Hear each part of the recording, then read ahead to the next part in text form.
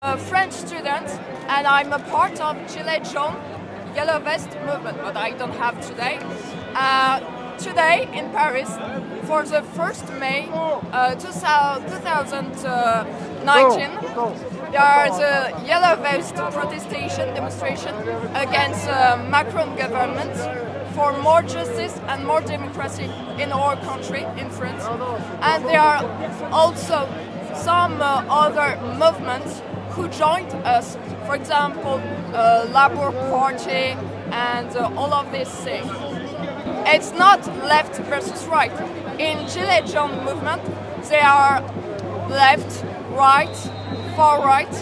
For example, conservative movement, they are communist people, they are communist people. They are all parties in Gilets Jaunes movement. That's not left, right. This system, left against right, is over now with Gilets Jaunes movement. Now French people are together against this government and against New World Order. We are asking more democracy. We are asking the RIC. It's the referendum initiated by citizens. Now, power in France belongs to senators and belong to the president and ministers. But now, Gilets Jaunes movement, they want that people rule this country, that people can make their own law, they can make their own decision. That's what we are asking. We are asking, and some of Gilets Jaunes are asking that France exit the European Union, because the European Union destroyed France. The European Union are destroying every nation of Europe. We don't have democracy. It's impossible to have democracy in the European Union because that's European Union and not the President Macron that decide of our own laws. Laws in the European Union are decided by just just little of man who worked before for banks, like Mr. Juncker, and Mr. Macron also worked for a bank. He worked for the bank Rothschild. Of the Antifa, of the Black Blocs that almost were invited by the government to do some breakings, and this is the violent pictures that are shown on TV are created thanks to the Antifa being allowed to break things, because when you see the dimension of the police dispositives that are put everywhere, to prevent people from protesting, they're blocking the car coming to Paris, for example, they're blocking the roads, they're blocking the public transportations, they're literally searching everyone, and you can't even have, a protective mask or goggles. So there is this very high level of surveillance that is applied to the Yellow Jackets. But on the other hand, we have seen so many Black Blocs and Antifa able to come on the spot, destroy everything, and the police is not arresting them ever. And then these images are shown all over, and the media says that the Yellow Jackets is a violent movement, and that, they are totally discrediting us. And it has come up in the last weeks that even police officials are saying that they have orders not to touch these crowds, so the movement can be discredited. Okay, I see. So they are sent as provocateur agents that discredit the movement and that paints it as a violent one. Now, what is the movement's request at this point? Because originally there were the gas prices and they hated Macron, and there was perhaps a demand for Macron to withdraw as a president of France, from my understanding. Is that what people are still after? Do they have clear demands? Yes, they still want this, of course. And the main request that is coming from every political side of the Yellow Jackets is people are asking for a referendum that is coming from the people. So the possibility, to just say what they want and to be to find the ear on the government, because this is the main thing they're asking, and it would make things so much easier. But obviously, since the beginning, nothing has been done, and we have even seen tax increases meanwhile. So they really don't care about the French people asking for less taxes because they are still raising them.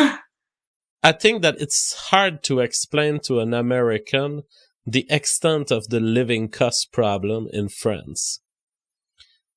We have an hyper-socialized place where you have various classes developing, and the big losers in France are those workers, you know, those what we would call middle class in America, because the price of apartments in big cities, and the problem is that there's big cities everywhere in France, it's incredible. You cannot have an apartment in Paris and be just a low-level salary worker.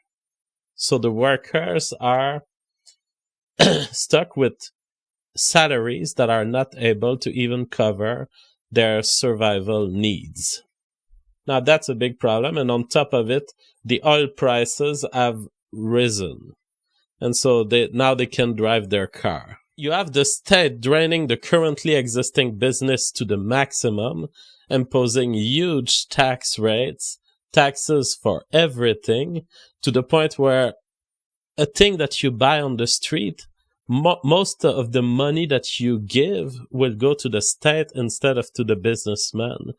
I mean, we're close to 50% actual tax rate, in the sense that you pay the taxes of the salaried guy, you pay the taxes that the business has to pay on its collection, you pay the sales tax, you may even have to pay taxes for having, let's say that's a TV you bought, you'll pay a tax once you brought the TV in your home, and now you're using that TV. It's like, in that situation, everyone is squeezed like a lemon, and they're ultimately all slaves of the state.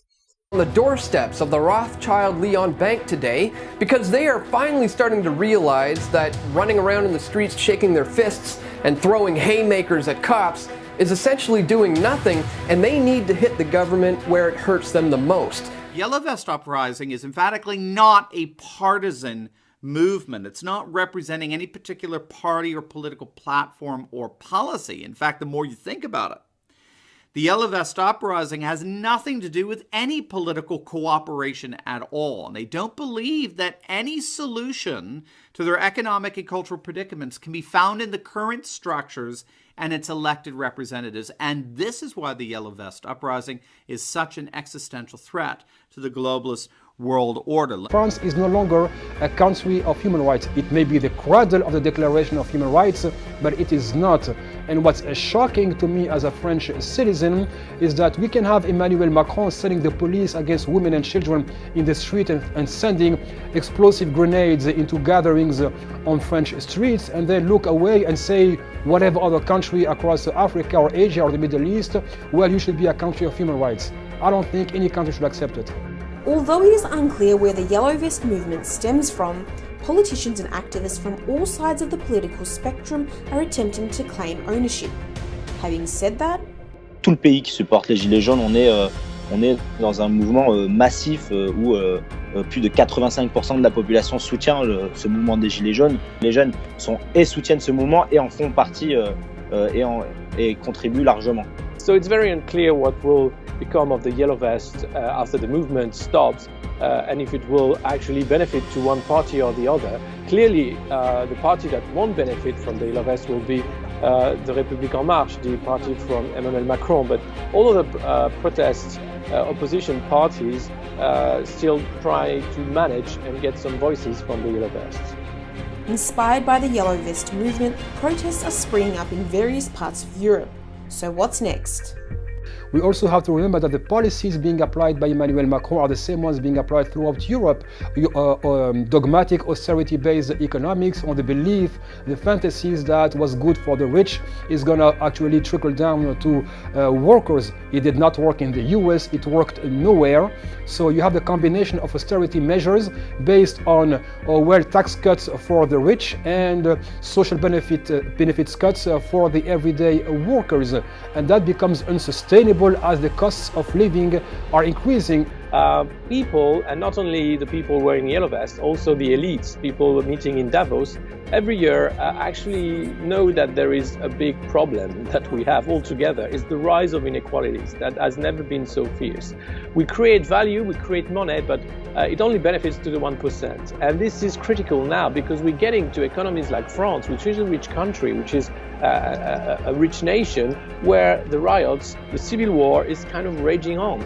And if we want to stop this, we have to find a common solution about tax justice. It has to be global, about ecological also impact. It has to be global, and about a global governance where actually we share the wealth. And so far, we haven't been good at it. There is wide sympathy towards this movement. Now it has to become a political force, or at least to gain political leverage to get concessions from respective governments. But with Emmanuel Macron saying, no, this is out of the question, and the European Commission continuing to push this austerity-based economics, chances are, even if this movement fails, another one will pick it up.